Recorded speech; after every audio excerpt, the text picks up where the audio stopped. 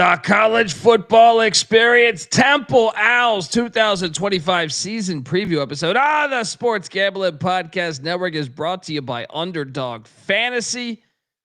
Get up to $1,000 deposit match when you sign up at UnderdogFantasy.com with our promo code TCESGPN. And remember, as always, folks, to let it ride. Hey, this is LeGarrette Blunt, and you're listening to SGPN. Let it ride.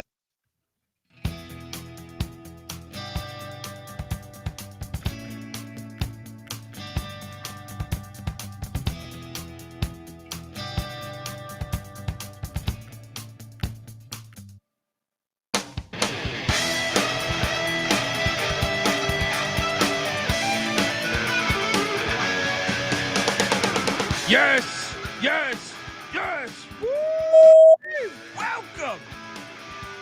Welcome to the college football experience. Temple Owls 2025 season preview episode. Oh boy. New times in Philly.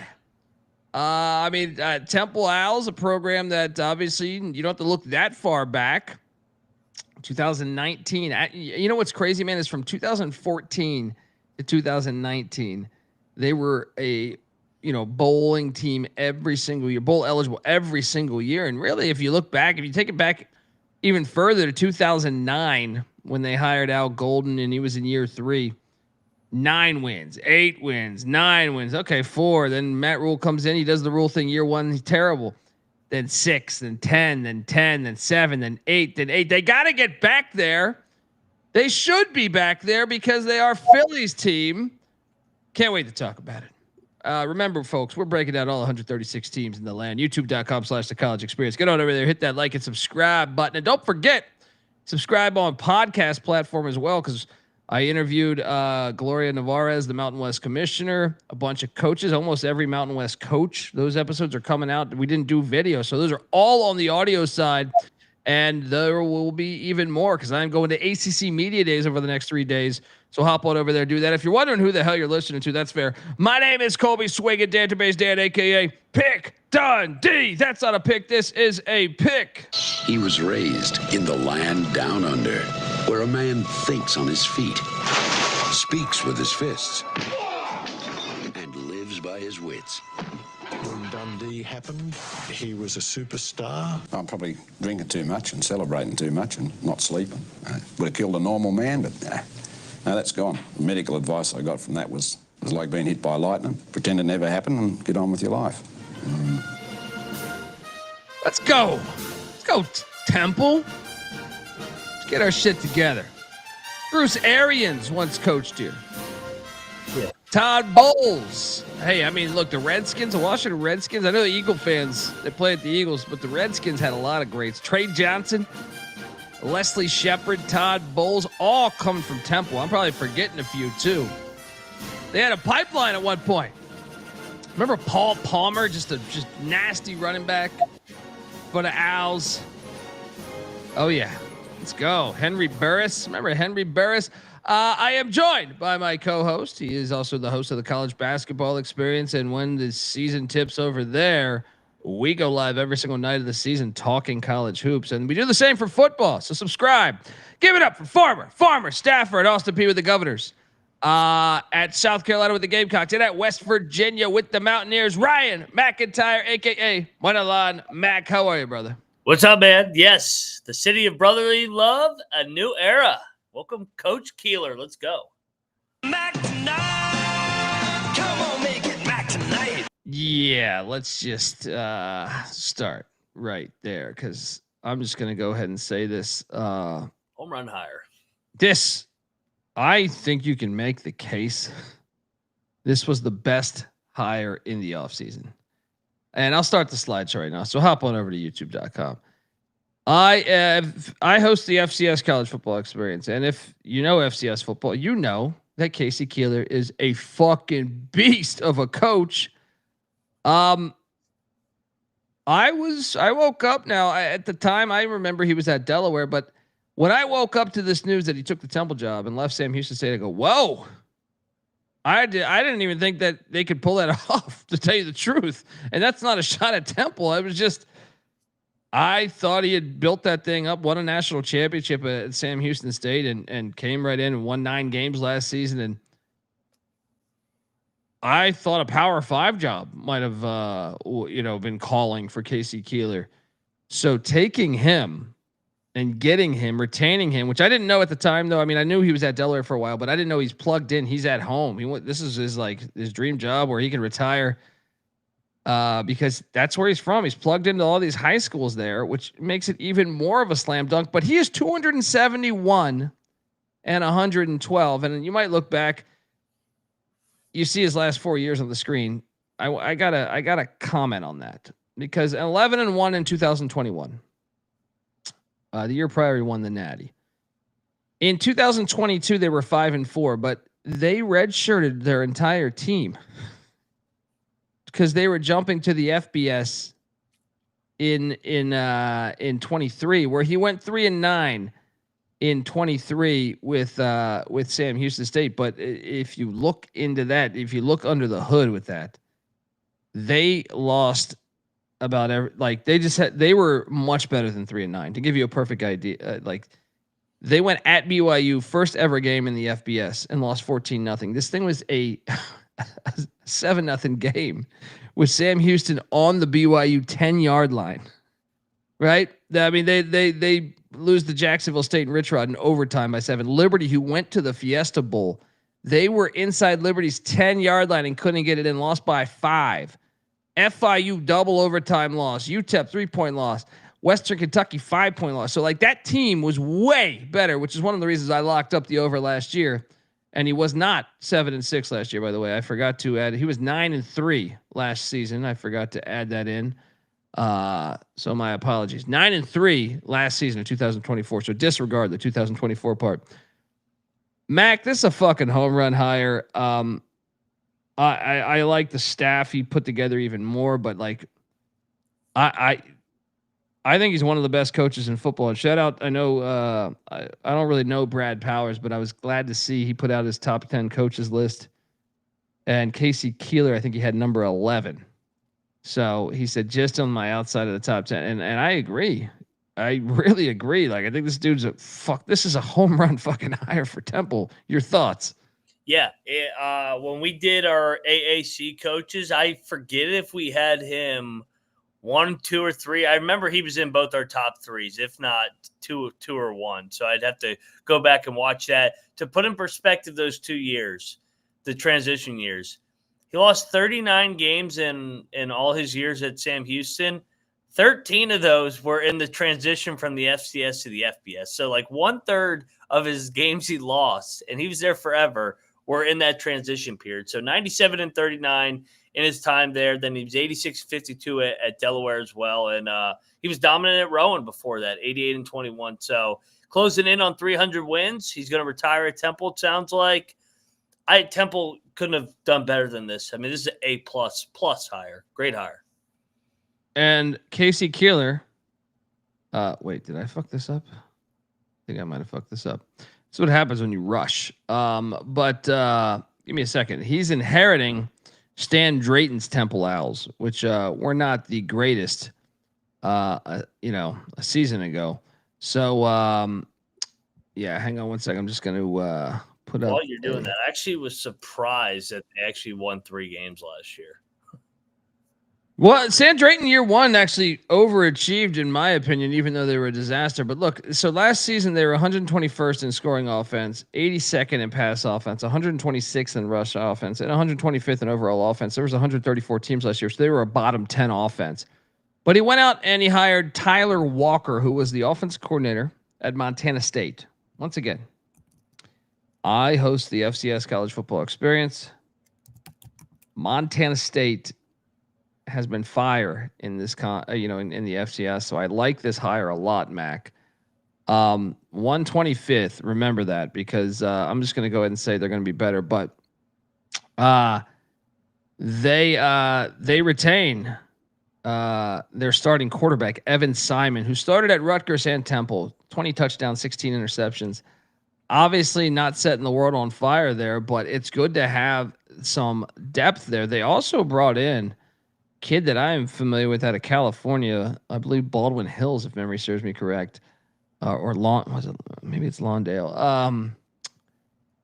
Giovanni McCoy, right? Giovanni McCoy was at Oregon State last year, and he struggled at Oregon State last year. 3 touchdowns, 6 interceptions. But previously, he won the Jerry Rice Award in the FCS, one that Cam Ward, I believe, also won as well. I'm gonna chalk it up to I'm not even gonna realize, Oregon State was a mess everywhere. So I'm not even gonna put faith in that's who he is. This is a guy that threw 27 touchdowns and 7 interceptions at Idaho in the fucking Big Sky, which the Big Sky and the AAC, I know the AAC is better than the Big Sky, but not by that much. Big Sky is a really good FCS conference. Big Sky is better than the Conference USA. Put it like that. So Giovanni McCoy, Evan Simon at the quarterback spots. I think that's a good situation. Oh, there's my graphics. I just fucked it up. Yeah. They do return 3 of 5 on the offensive line. They also bring back punter Dante Atten. That's about it. Evan Simon, McCoy, an experienced quarterback. So they have 2 quarterbacks. They did attack the portal, as you imagine, with the brand new head coach. Bringing in McCoy from Oregon State, Anthony Chickett from Robert Morris there, Bob Morris. Jay Ducker, highlight that one because he comes in from Sam Houston State. I am very familiar with Jay Ducker for the past couple of years. I believe at one point he was at Northern Illinois. That's a very good running back. I think he's going to start for them. Hunter Smith comes in from ULM. Johnny Martin from Stony Brook. And remember, coach's ties to Delaware because JoJo Bermudez coming in at the wide receiver spot from Delaware. Colin Chase from the Tommies of St. Thomas. Tight end Jake Woods from Cal Poly. Tight end Thomas Nance from Bethune Cookman. And then offensive lineman Nick Reeves from the Georgia Bulldogs. And CJ Van Buren from Arkansas Pine Bluff. Look, you know what I love, Mac, is he was deep sea fucking diving. What do we got there? Robert Morris, Stony Brook, St. Thomas, Cal Poly, Bethune Cookman, Arkansas Pine Bluff. Woo! Watch though, it's gonna work. It's gonna fucking work. The offense is gonna be a lot better than 125th. I feel pretty confident in saying that. How about you? Yes, because Keeler had a chance to compete against Tyler Walker's offenses at Montana State, and there's a reason he hired him. Like you said, his offenses were explosive. He's been there the last 4 or 5 years from Keeler's days at the FCS. So, yeah. Ducker, productive back at Sam Houston, started at Northern Illinois. He was a 1,000-yard rusher, then went to Memphis, didn't play as much. So, yeah, I think this offense will be just fine, man. I think it's going to take a couple games with the quarterback competition, I would imagine. But once they get it going, I think it'll be a solid unit. I'm going to take a guess that McCoy gets the start. And a lot of that has to do with Montana State. They did Tommy Mellott, who running the ball is a phase of the offense. And to me, McCoy will be used with his athleticism, which I think would be what I imagine. But it's nice to have 2 quarterbacks with a lot of college football starts at a high level. The defense. Brian Smith was hired. Now, this was not him last year, so don't confuse these stats. Some of these listeners, some of these viewers, they're like, Brian Smith wasn't. I know Brian Smith is at Rice last year. But and if we're gonna bring that up, not only was he at Rice, Brian Smith had the 7th best defense in the nation at Rice. He's hired. The motherfucker knows what he's doing, dude. This is a great hire with Brian. I love both coordinator hires. Look, I understand he's inheriting a gigantic project. They were 123rd in scoring defense, 30th in pass defense, but that's only because no teams passed because they knew they could run. They were a bottom 4 rush defense. 112th overall nationally, but Brian Smith, I think the guy can flat out coach. You're taking Rice where academics matter. It's very hard to get into Rice. And you had them as a top 10 defense in America. That's a great fucking hire, man. Great fucking hire. Now they return one guy, which is good. You gotta get rid of that team. Yeah, it's a corner. That's what you want. Ben Asuke is back. Now they went out in the portal and they added guys from Gannon University. Look, I understand Casey Keeler's a Delaware Blue Hen, Rich Gannon, Delaware Blue Hen. I don't know how the hell he found Charles Calhoun out of Gannon. Demerick Morris from Oklahoma State. This is a guy that actually started with the Cowboys, so I think that could actually be a nice fit. Aaron Beckwith from UMass, Jalen Stewart from UMass. That's Beckwith was on the D line, Stewart linebacking core. They open up with UMass, so I like that.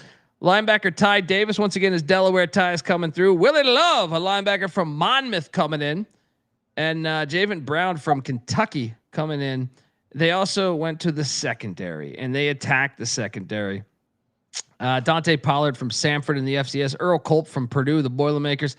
Jalen Castleberry from Youngstown State. They keep a good program up there. The Penguins do. Avery Powell from Missouri State. Omar Ibrahim from Hampton, and safety Pooh Lawton from Slippery Rock. And then don't forget long snapper Isaiah Hasey from the JUCO ranks. Deep fucking sea diving. I'm gonna say the defense is better just because Brian Smith is a guy that knows what the hell he's doing. A lot of ties here in this UMass Temple game. Brian Smith played 4 years at UMass in the late 90s. So that's where he's getting all these UMass guys from. He's an alum, man. He played there. He also was a hardball guy on the Michigan tree before taking the Rice job and really elevating that defense. So, yes, they will improve because Brian Smith is a proven solid defensive coordinator. And once again, Keeler knew what he was doing. Good hires on both sides of the football. Great hires. Yeah, I'm buying in, man. I'm buying stock already. I was, buying stock the second he hired, or the second he signed that contract. Folks, want to let you know that you are listening to the College Football Experience, Temple Owls edition. We are part of the Sports Gambling Podcast Network, and look, Sports Gambling Podcast is back with their 32-team NFL preview series. Odds are, if you're a Temple fan, you're an Eagle fan. The podcast, Sports Gambling Podcast, my pals, my buddies, I've known them over 20 years. And, well, let's just say it's very pro Philadelphia Eagle. So you're going to want to check it out. They're also bringing back the phrase that pays. Each episode, they'll give out one word of a 32-word phrase. Submit the phrase for a chance to win $1,000 Circa future. We're also brought to you, speaking of Circa, we're brought to you by Circa. I was just there 72 hours ago. I was doing Jaeger bombs. All right.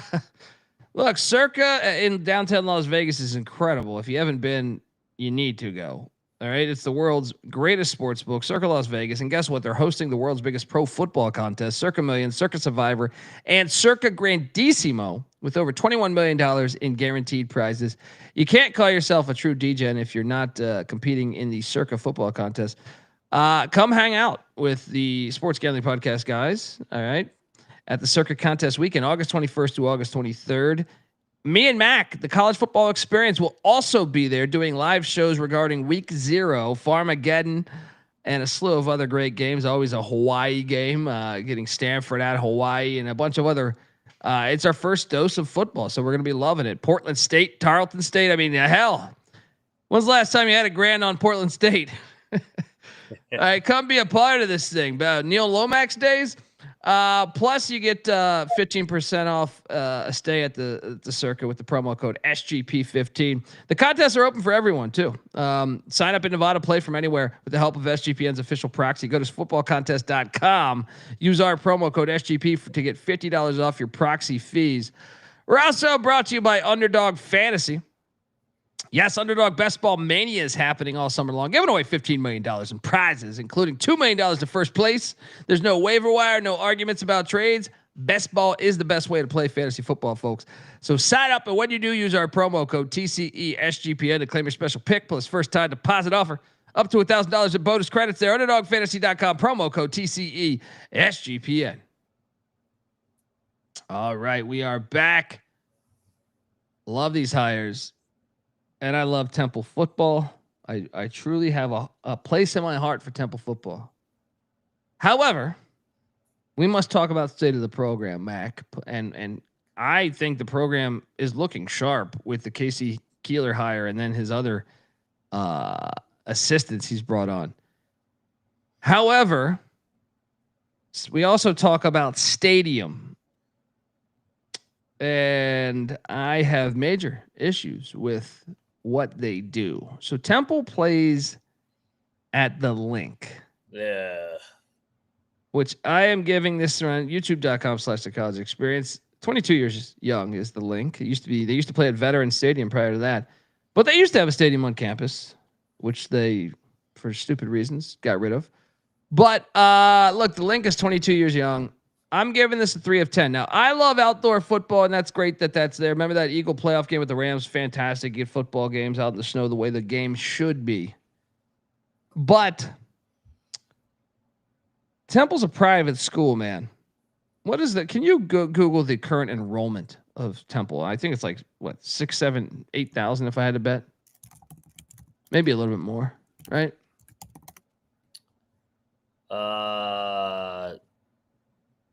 33. What? Is it really 33,000? Yeah. Or 24 undergrad, 9 grad. So yeah, damn, 24 is a lot more. Maybe I was confusing it with Rice. My apologies, Temple fans. There's too many owls in the AAC. But okay, that's a little bit more than I thought. Even if so, though, you are 30 minutes away from your campus when you play at the Link. So look, I'm going to show you some photos when Matt Rule had it popping, right? Look at that right there. He had the Link really popping. They were like top 25. Remember they hosted Notre Dame College Game Day was there. Yeah, that was wild. First off, I love the end zones and what you do here. The paint in the end zones, fire. Yeah, Sam, I think I must have mistaken it for Rice. It is a much bigger school than I realized. So like I said, my apologies. So they were rolling here. That gives me even more of an incentive to like, it makes it even worse when I know the enrollment's that big, Mac. You know what I mean? Like, cause I thought before I was like, man, I don't know what the fuck they're doing with that Rice, enrollment, but it's not Rice. They're like a major university. Which makes it even worse, Mac, because this is the way I know Temple games to be majority of the time, unless they're not top 25.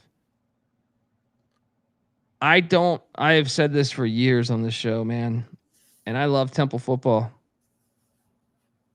These games are so I'm an East Carolina grad, or not a grad, but an East Carolina guy. I didn't graduate. Right. And, we play at Temple.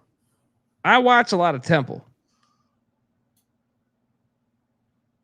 This is a constant thing. It's an empty ass stadium, man. Is that Friday night SMU game where they got the brakes beat off them? I don't know, but this shit is everywhere. Yeah. Look at this shit. Look, it's one thing if you're doing this once it gets popping.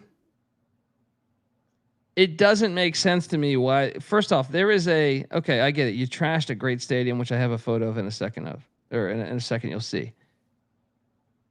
Major fuck up. That happened in like 78 or something. I don't even remember. But you have an MLS stadium. I very rarely encourage someone to play at an MLS stadium. There are examples where I think it fits. Texas Southern there in Houston plays at their MLS stadium with Chris Dishman as head coach, by the way. I think this one actually fits, Mac. It's about 5 minutes. Look at the old stadium, by the way. It's such a fucking gem. I can't believe they tore that down. Here's a link. Unbelievable. They had a stadium. They have fans. They have an alumni much bigger than I thought, which makes it mean they should have. It makes even more sense to listen to Pick Dundee here. I'm just going to show you a couple. Look at these fans, man. They want Temple to be good, man. And fucking Temple basketball, Temple football. They're good fans, man. Just give them a chance. They got a live ass owl. Where do you put the owl as far as creepiest fucking animals on planet Earth, though? Oh yeah, it's up there. I mean, look at its fucking eyes. I kind of love it, but I kind of like from a distance. They can almost can't they almost like turn their head a full 360 there or 180? What am I talking about? You know what I mean? Like can't they do a whole like their necks go pretty fucking far around, which is kind of crazy. But they're beautiful. They're majestic, I think some would say. My point that I was trying to make before I stared into those eyes is look at this MLS stadium. That is, first off, On the anything list. by water is cool as fuck. And Mac, this is actually closer to the link according to the GPS that I just ran. Now maybe you have to hop on a toll. I don't know. But why would you not play at a place that seats 18,000? It's an MLS stadium. This makes a lot more sense, even with the bigger enrollment. What am I missing? Why would they not play here? Now, keep it outdoors always, but why would you not do it? I'm just confused on like why you would do the link. What is the link seat? I'm guessing like 65,000. 65. Yeah. You don't even your alumni, your current, you would need like everybody that's ever been to Temple that's on planet Earth to actually fill that thing up, right? So, Well, like what Roll did. yeah, and that was just, I mean, College Game Day was there. Like that's so hard to do. I believe, and the same goes for stand up, man. I've been doing stand up for a long time. Sometimes like you get booked. I remember doing the House of Blues Anaheim, right? And I'm doing the House of Blues at Disney World, essentially, or Disneyland. And it was such a big venue. We couldn't bring in that big of a crowd, right? Mm-hmm. Like, we're awesome that we got the gig, but, you're looking at a gigantic venue and we're just like, okay, it probably seats 500 and we're bringing in 39 people, right? It was kind of a dud, even though you're playing at a place with great sound and everything, which the link does have that. I remember I was just recent, I did a show in a basement of like a spot in Oakland, and it maybe sit like 15, 20 people, but it was an incredible comedy show. Like you couldn't to me, one of my favorite comedy shows I've done in my life, but it was awesome. And everyone there, I think, had that experience. This is what I'm talking about. It's like the club, going out to a club where they keep the line packed out on the outside. You get in and there's like 6 people inside. You're like, what the fuck? Right? There's something to be said about like a smaller, less is more. You know what I mean? Like, and I believe if they chose an MLS stadium like this, or something more comfortable for their base, I think that makes a lot more sense. Now, I think they should have a stadium on campus, but I understand it's in the city. It's hard to accomplish that, but this just makes so much more sense to me than the link. Am I a maniac for that thought? I don't like the MLS option either. I do like the Lakeside though, because with Northwestern, but just a stadium that's 18,000, because literally, yes. you have to like. I hate stadiums for college games to start with. It doesn't make sense. That's why the NFL is the NFL, and keep college and the NFL separate. Well, you're never going to get, unless they build a stadium on campus, you're never going to get college though with Temple. They burned that bridge, I think. I don't know. Someone informed me if so at the Colby D on Twitter, but I'm saying I do believe like if you can get like sometimes I'm watching those games at the link and they say the crowd number. Now, I don't know if that number's accurate or not, but they'll say like, yeah, we got 6,000 people here. 6,000 at that MLS stadium will actually make it look decent. You know what I mean? Like 6,000 at the link, not good. That's what I'm saying. It makes it look so bad, man. It reminds me of when I did House of Blues Anaheim. You're just sitting there like, huh, who's that sitting back there?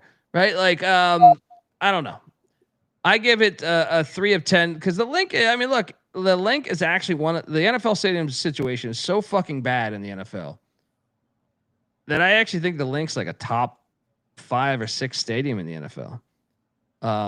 not to say, I mean, it's just so corporate. The NFL just does such a shitty job with their stadiums.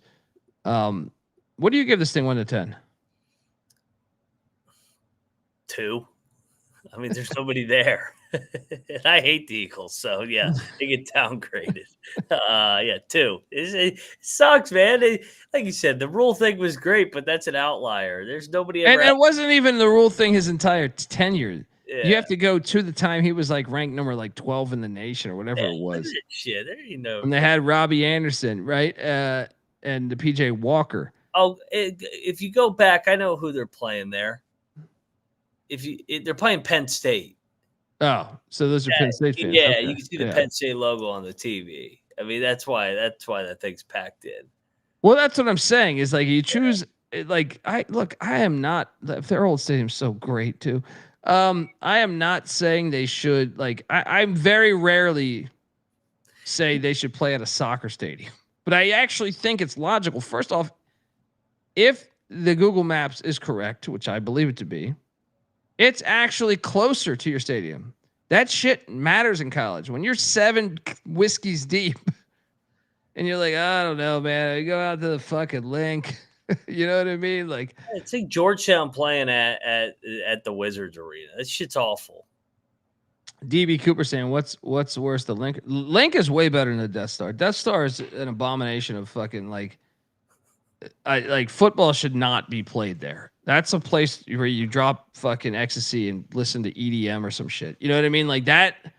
The link is still a football stadium. It's just the NFL has been so ridiculous with their football stadiums. Even back in the days in the 90s when like the link and everything was being built, it's just it's like they want it's so deer in the cage. The stadiums have no personality.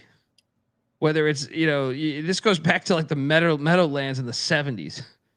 Like they just had, they said, hey, you know what? We should start building a bunch of stadiums with zero personality, right? Now the Link's probably one of the ones with more personality now because that's how bad it's fucking got. Yeah. I don't know. But I think they should play there, Mac. I really do. Like I honestly they should play Hero. Yeah. Because it would the effect of making it packed buys it buys the average fan in. The fan that's grown up in Philly, because trust me, they haven't watched Temple football, right? They're gonna sit there and say, you know what, man, it seems pretty cool, man. All these fucking people are going over here to this game. Then you go to the game, and Casey Keeler's gonna put a winning product out. I know that. You got the lake in the background, It's just it makes more sense, man. It really makes more sense. Anywhere. Man. So yeah, that's my rating. Yeah, and the Death Star will get a 1, by the way. You can just write it. All right. I can't wait to read the comments on that one. That stadium is so fucking bad. I might, and we still might go to. I would just buy it. I just went like right outside of it the other day. And obviously week 0. Have they announced a time on that Idaho State game? Because we might even go to that bullshit. Anyway, yeah. Folks, we're going to get to the schedule, but before we get to the schedule, I want to let you know that the College Football Experience Temple Owl Edition is brought to you by MyBookie.ag. Yes, MyBookie is your place to bet on every single sport, including all the summer sports. MLB. Love MLB, right? I know these Philly fans love MLB. Shout out to the Bull. You guys know who the Bull is. Greg Lazinski. It's my guy. Also, CFL. WNBA, golf, tennis, racing. That's about it for the summer. Oh, but there's college football and NFL futures. Yes, get in on the action over there at MyBookie. MyBookie accepts customers from a ton of different locations as well, even outside of the States. You can easily deposit, get lightning fast payouts using crypto. Head on over to MyBookie.ag. But when you do, use our promo code TCESGPN for 100% deposit match up to $1,000. Terms and conditions apply, of course. That's MyBookie.ag, promo code TCESGPN. We're also brought to you by Rhythm. Probably heard me talk about Rhythm before.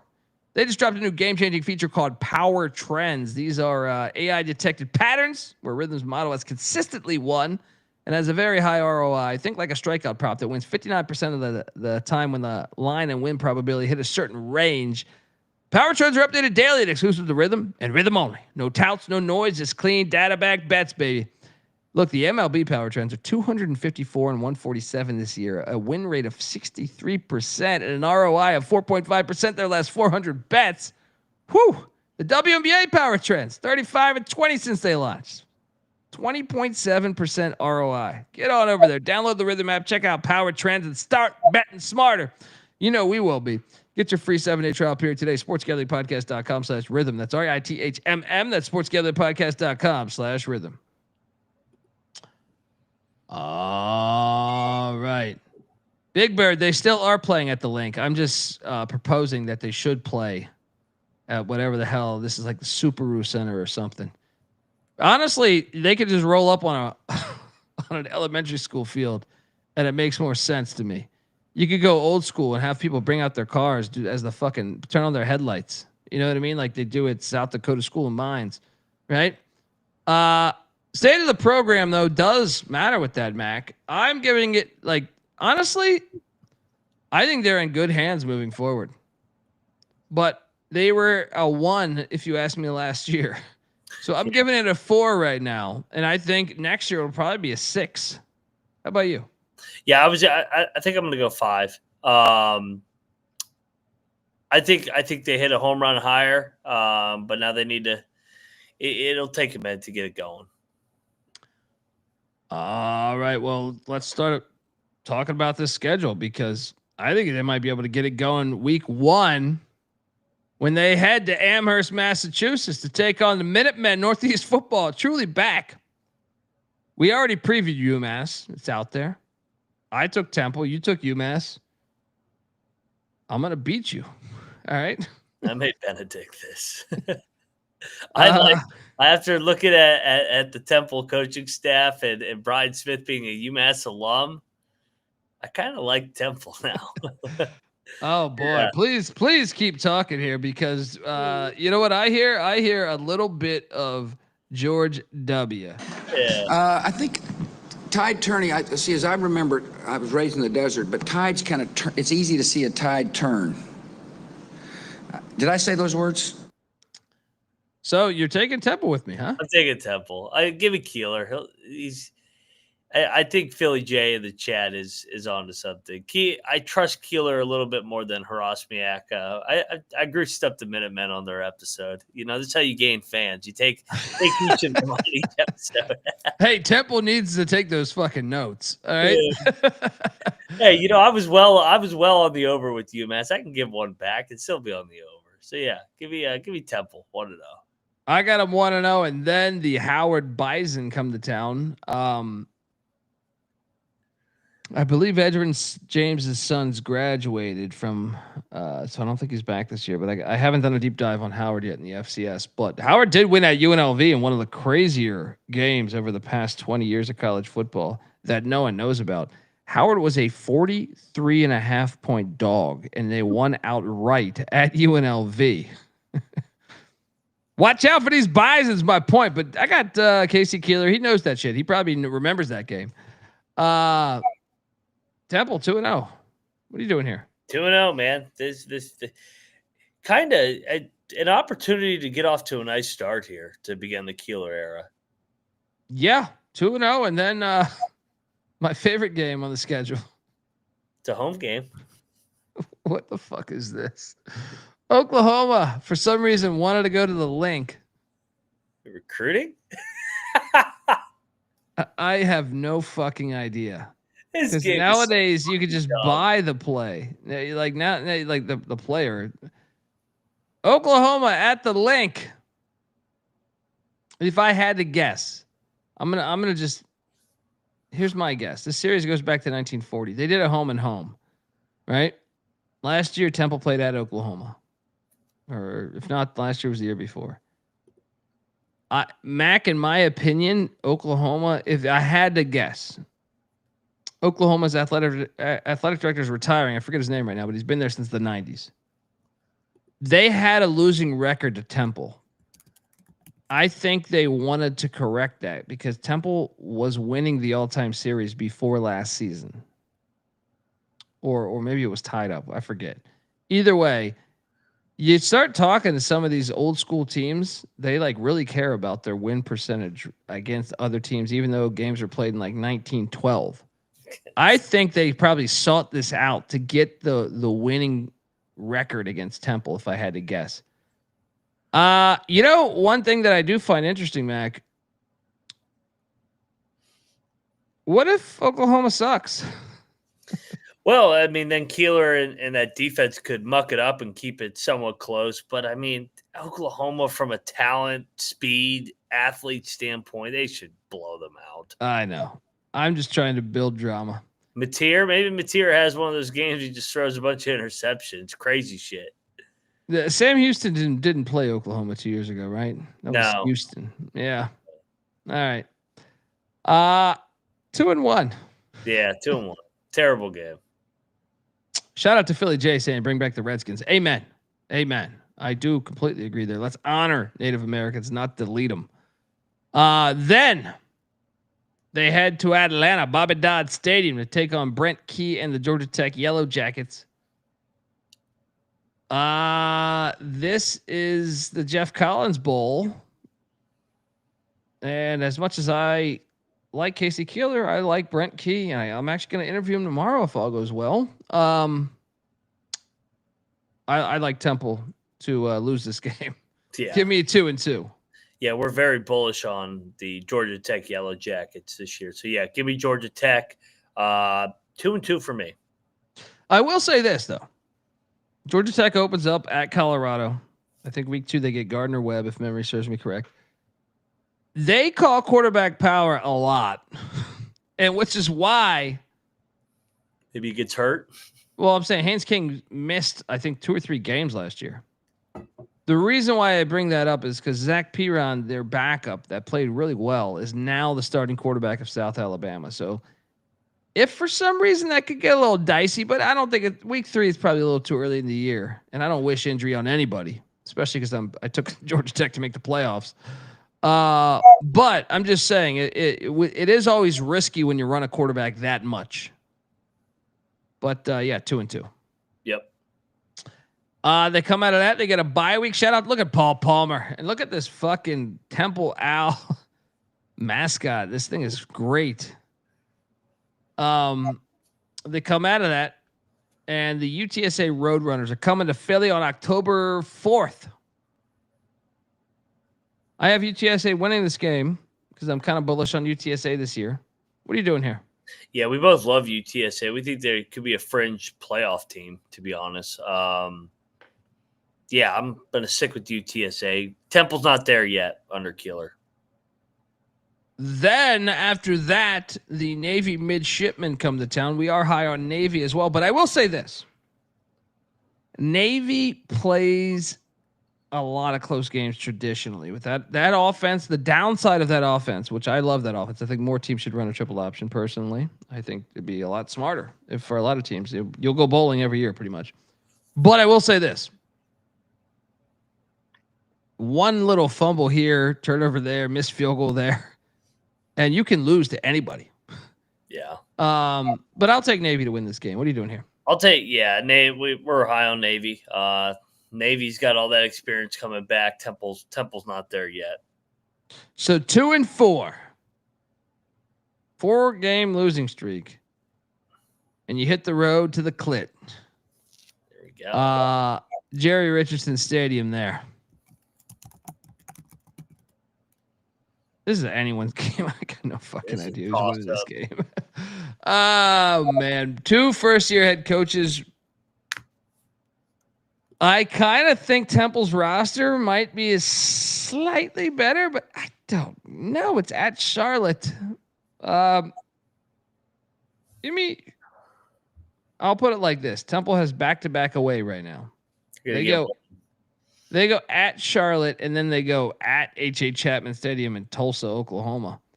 I think they are going to win one of those games.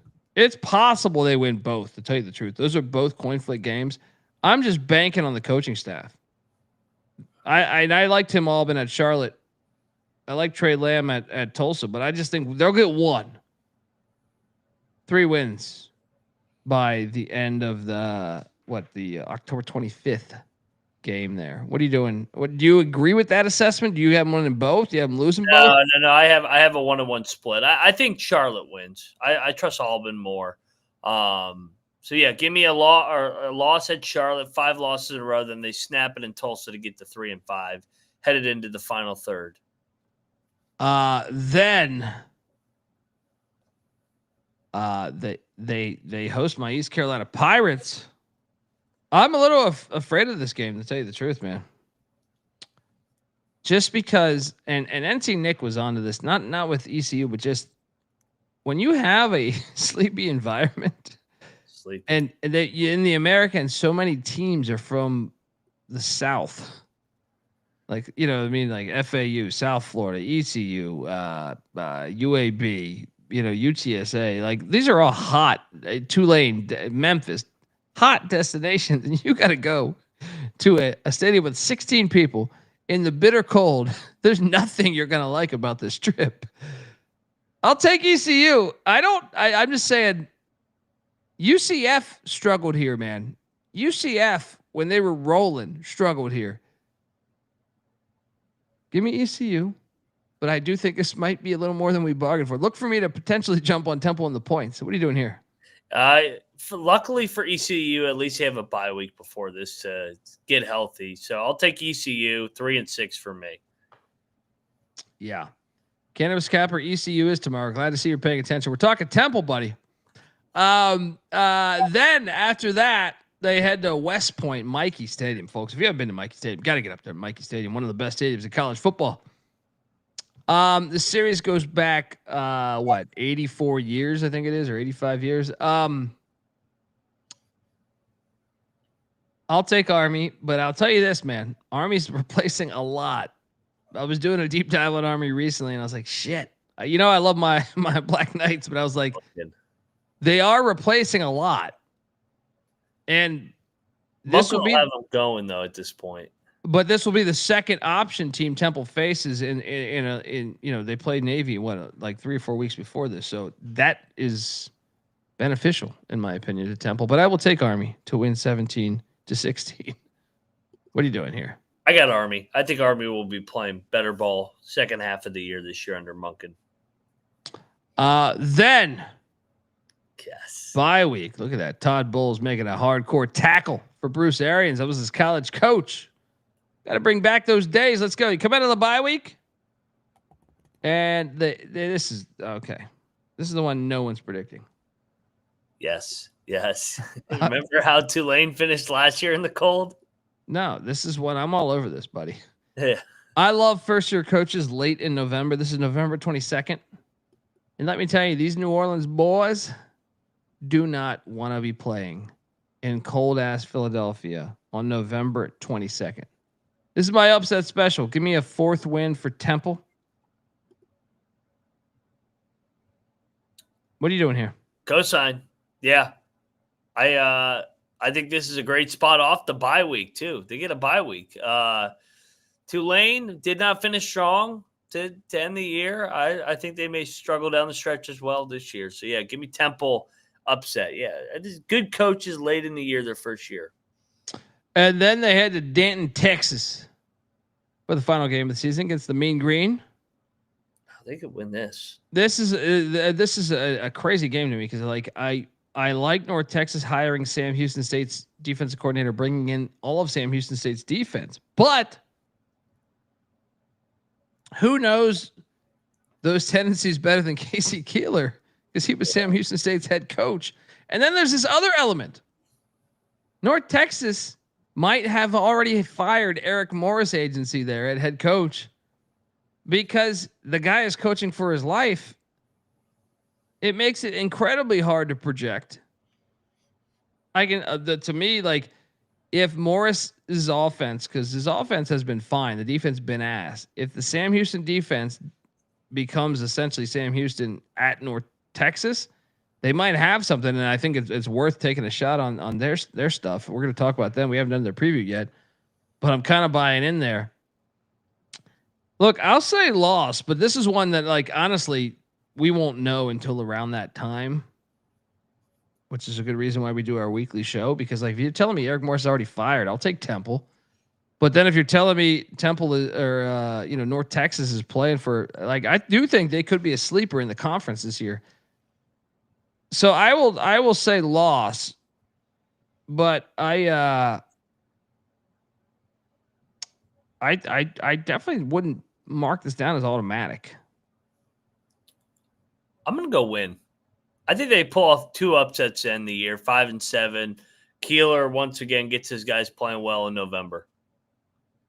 Yeah, I mean, there's a path for it, man. And look, the win total, by the way, folks, is 3.5. I like the over, and I like the over pretty soundly. I know I just said 4 and 8, but I'm gonna build you a case here. We're gonna look at the schedule from a bird's eye point of view here. Mac, I think there is a scenario where they're ahead of schedule. First off, I saw Casey Keeler's comments saying he thinks his team's more talented than people think. Now, I know coach speak. I interview coaches fucking all off season. I know some of them just give you just the blah, blah. Our team's better than this, but and we talked about Sam Pork Pittman. He doesn't really bullshit you. Sam Pittman will tell you, like, man, I think we're pretty weak on the O-line. I don't know about Keeler yet, but I know there is a scenario here. The AAC is kind of in a transitional phase to a certain extent. With all these teams leaving, Army coming in. Army's kind of in a rebuild. They won the conference a year ago. A lot of first-year head coaches. I think there's a world where Temple could beat UMass and Howard. Well, I fully expect them to win those. But then I will not put it past them to beat Charlotte, Tulsa. And then you're at the over already. Well, I'm saying, like, there's a world where they're bowling. I don't know what Army is this year, man. Like, Army and Navy games, as much as we like Army and Navy, and they were great last season, the chance that you could, like I said, one fumble here. They play so many close games. Those games are more winnable than most games on the schedule. Now, I feel pretty good about Navy beating them. Army, I don't know. Like I said, even I'm a Jeff Monken believer. But I still think, like, Army plays teams very closely. And another thing is, I think the fact that they are going up against the option the second time there is a benefit to Temple. And then I think all those, like, honestly, what are the 100% losable games? To me is Oklahoma, Georgia Tech, UTSA. That 3-game stretch. Everything else, to me, is on the table. Yeah, that's the AAC in a nutshell, though. I mean, there's so many toss-up games in that league. I mean, they don't get Memphis, or South Florida, So I mean, they got a pretty good schedule for the most part, in my opinion. Getting Tulsa, getting Charlotte, and then getting North Texas when they got them. Yeah, I mean, getting North Texas when they got him is great because there's a chance he's not even coaching, and that I've seen so many scenarios. It makes me think of Dan Mullen at Florida when they fired him, and, like, Florida's team just completely quit before the final game of the season. So, like, that, when you get that scenario, it can add a win to that win total in a game that you're thinking is more 50-50. I'm going to lock up the over, even though I said 4 and 8. Same. I don't see how they don't get there. To me, like I said, there's 3 outright losses. The rest, I think, everything's on the table. And I know some listeners will probably be saying, how the fuck can you take them against Tulane? Well, first off, upsets do happen. Yeah. I saw the flack you were getting from the Boise fans. I mean, you think they're damn Ohio State right now. but honestly, like, the Southern teams, like, that's a legit thing. And I think that's been a part of the reason why there's been such a handicap in the sport is Southern teams playing in the North. How much money did we make on Army money line in West Point against Tulane last year? They beat them 34-0, right? Dude, I don't even remember the final score. All I know is I was cashing my fucking money, and, like, I was just having a ball. That is a legit thing. And and you know how you know it's accurate is the NFL. It's like the East Coast, the West Coast, but also, like, look at remember when the Tampa Bay Bucks used to be in the NFC Central? They were fucking hard, even when they were nasty with Warren Sapp and shit. And before that, even with John McKay and Joe Gibbs and Doug Williams and all those, they couldn't win in the fucking cold weather. It's hard to simulate. So, like, And it Yeah. goes the other way too. I mean, the Northern does. teams It early in does, the year. yeah. I mean, the Boise State fans are acting like Georgia Southern wasn't right there to beat them week 1 last year. Yeah. Yeah. No, it does go the other way too, but that they've had that advantage forever though, because all these like college football FBS, you weren't playing in cold places in the month of really October and November. So that's what's great about now with the college football playoff and everything. You saw, SMU struggles. I'm telling you, I think you play that game at the Rose Bowl, that would have been a game against Penn State. But playing at a cold venue can be all the difference. And Temple has that edge. So I will lock up the over despite being only a half game above it. I trust Casey Keeler. I trust the Temple Owls, who are going to do some damage this year. And I do believe, the AAC, and you saw their branding thing today at Media Days where they're leading into, we're no longer the AAC, we're the American. Mac, I see a bright future now. I don't know what's going on with Memphis. They're trying to get give $200 million to buy. They're trying to pull an SMU to join the Big 12. Big 12's like, no, thank you. But I can tell you this: whether Memphis is here or not, that the future is bright with Temple. And as long as Jeff Monken is at Army, and to me, Navy is going to be good regardless. Newberry and Drew Cronick, I think, have a good system. Tulane is very good. ECU has, with the exception of the Scotty Montgomery era, they've had like 50 years of winning football. I think the conference is in a good place, especially once they get Dilfer out of UAB. Yeah, I'm telling you, man. I think UTSA is a growing brand.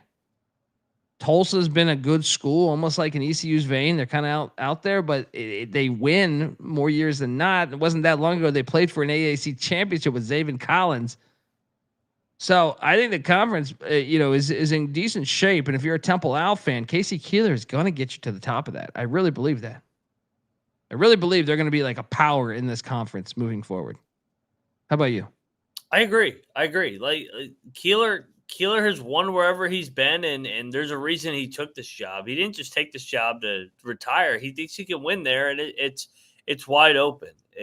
There's not a premier brand, I guess, Memphis, but I mean, Memphis has had their fair share of coming up short too. I mean, you don't need to tell me they can't beat ECU. So we'll talk about that tomorrow night when we do our ECU preview. But don't forget about the Rice Owls are running the triple. They're going to be a fucking bowl team every year too. So anyway, tomorrow, East Carolina preview. That'll be it because I will be at ACC Media Days all day long. We're breaking down 136 teams. I don't think anyone else does that. Give Moneyline Mac a follow on Twitter at Moneyline_Mac. I'm on Twitter at DColbyD. The College Football Experience is on Twitter at TCE on SGPN. We're both locking the Temple Owls over. And I can't wait to watch every single week. That's my favorite thing is when you follow college football from a bird's eye view, you watch. It was like Mendenhall at New Mexico last year. I locked up over 1.5. They blow like an 18-point lead week 1 to Montana State, or week 0. Ugh. And I was just like, damn. But you watch each week and you see coaching, and that motherfucker every time. I feel like I'm 9-1 on my last 10 Mendenhall bets. Same vein with Keeler. Let's go. Give me that over. Let's ride. See you tomorrow night, folks. Enjoy go listen to all of our episodes out there. And remember, the podcast platform has so many other gems than the YouTube because we didn't have video live. We have so many different coaching interviews, and that's not going to stop. We're going to do a bunch more over the next 72 hours. So hop on over there, subscribe to the podcast. Please, if you can, 5 stars, iTunes, Spotify, whatever. Till next time, folks, this is the College Football Experience. Temple Owls, you got yourself a winner, to quote Buddy Ryan there. You better start thinking about yours. And we out of here. Mailbox 1. You have 7 messages. 1.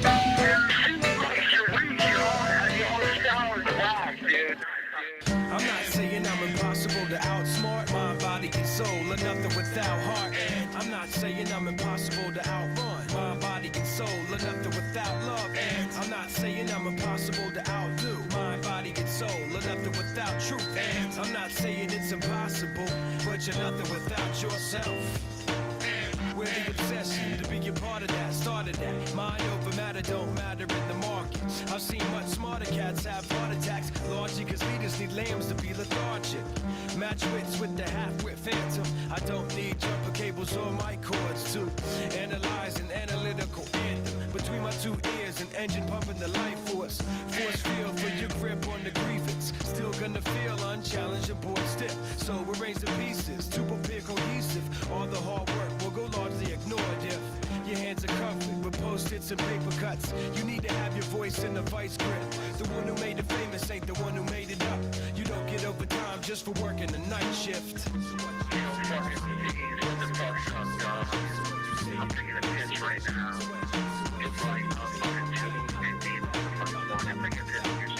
I'm not saying I'm impossible to outsmart. Mind, body, and soul are nothing without heart. And I'm not saying I'm impossible to outrun. Mind, body, and soul are nothing without love. And I'm not saying I'm impossible to outdo. Mind, body, and soul are nothing without truth. And I'm not saying it's impossible, but you're nothing without yourself. Every time I close my eyes, I'm taken to the same place, a playing field, and every contestant's got the game face.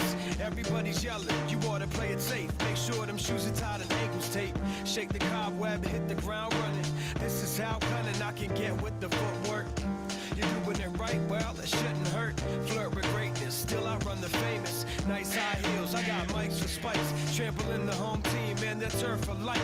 For the few fleet of foot, too fast for me. I fear none, cause I run and ignore the pair of feet by the tree that are fast asleep. In love with the game, you adore the hair. I believe in achievement. My soul isn't rewarded just cause it's easy goal and moves toward it.